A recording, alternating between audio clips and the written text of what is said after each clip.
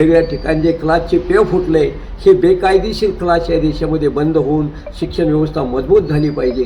26 जून 1874 राजश्री शाहू महाराजांचा जन्म झाला. त्यांच्या वडिलांचे नाव जयसिंगराव आवासाहेब घाटगे, आईचे नाव राधाबाई आणि आनंदीबाई. यांच्या मार्गदर्शनाखाली छत्रपती शाहू महाराजांचं कार्य लहानपणी कोल्हापूर करवीर नगरीमध्ये मोठ्या प्रमाणात विकसित झालं.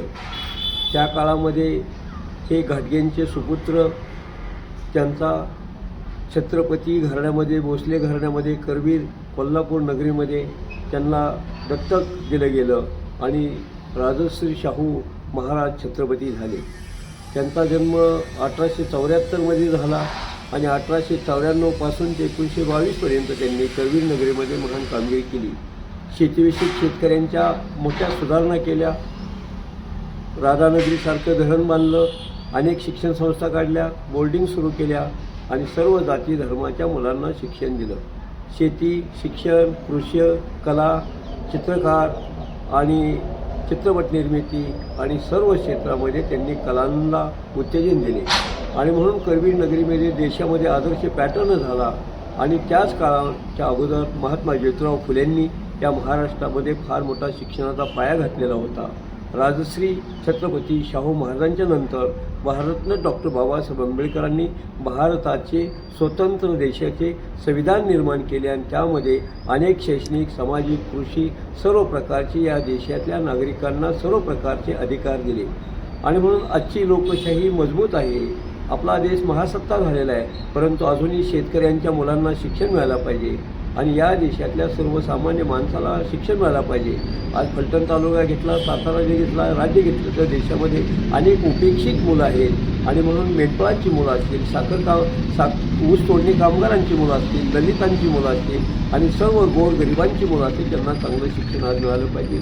शाहू महाराजांच्या जयंतीच्या निमित्तानं मी जेव्हा तालुक्यामध्ये पाहतो तर काही शाळा, आश्रमशाळा चांगल्या चालू आहेत आणि म्हणून चौदरवाडीला आपण जर पाहिलं तर तुकाराम, त्या ठिकाणी तुकाराम कोकाटे सरांची शाळा एक चांगली शाळा आहे. या ठिकाणी आता अविनाश मोरेंची मुलगी 12वीला चांगली पर्सेंटेज मिळवून पास झाली.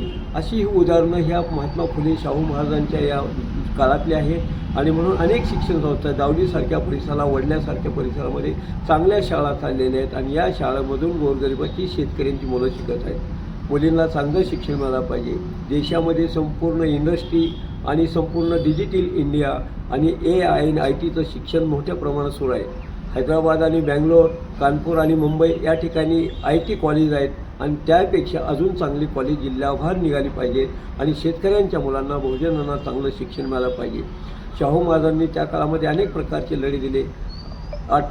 1899 वेदोक्त प्रकरण असेल, 1913-14 साली त्यांनी शिक्षणाचे केलेल्या तरतुदी असतील आणि त्या काळामधील शेती, शिक्षण आणि सर्व प्रकारचा आदर्श राज्यकारभार छत्रपती शाहू महाराजांनी केला. फलटण तालुक्यामधील अनेक समाजामधील, बहुजन समाजामध्ये कार्यकर्ते, शिक्षणतज्ज्ञ, शिक्षक यांनी सगळ्यांनी एकत्र येऊन शिक्षणाविषयक चांगल्या गोष्टी केल्या पाहिजेत.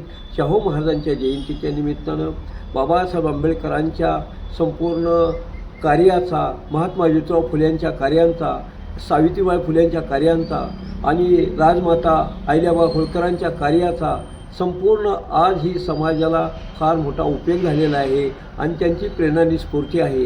आणि म्हणून छत्रपती शिवाजी महाराजांचं राज्य, स्वराज्य आपल्याला महत्त्वाचं त्या काळात वाटत होतं, तितकंच आजही आपली भारतीय लोकशाही महत्त्वाची आहे. लोकशाहीमध्ये सर्वांनी न्याय, स्वातंत्र्य, समता आणि बंधुतेसाठी संपूर्ण आपलं जीवन झोकून देऊन देश मजबूत केला पाहिजे आणि या देशामधली समाजव्यवस्था जी आहे त्या सुधारणा अजून चांगल्या झाल्या पाहिजे. शिक्षणाची सगळी ताकद वाढली पाहिजे. वेगवेगळ्या ठिकाणी जे क्लासचे पेव फुटले, हे बेकायदेशीर क्लास या देशामध्ये बंद होऊन शिक्षण व्यवस्था मजबूत झाली पाहिजे. शेतकऱ्यांच्या मुलांना चांगलं शिक्षण मिळालं पाहिजे आणि बहुजनांच्याच नव्हे समवेत एकूण सर्व या देशातल्या सर्व वंचित गोरगरिबांच्या मुलांना चांगलं शाहू महाराजांच्या जयंतीच्या निमित्तानं मी सांगेन, चांगलं शिक्षण मिळालं पाहिजे. शिक्षण मिळालं तर समाज घडेल, समाज घडला तर राष्ट्र घडेल. आणि म्हणून देशामध्ये फार मोठी लोकसंख्या आहे.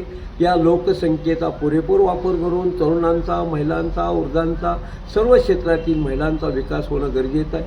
त्यांना अन्न, वस्त्र, निवारा, आरोग्य आणि शिक्षण मिळणं गरजेचं आहे. फलटण तालुक्यामध्ये अनेक चांगल्या प्रकारचं शिक्षणाची लाट आहे. बारामतीसारख्या ठिकाणी शिक्षण आहे, पुण्यासारख्या, कराडसारख्या ठिकाणी शिक्षण आहे.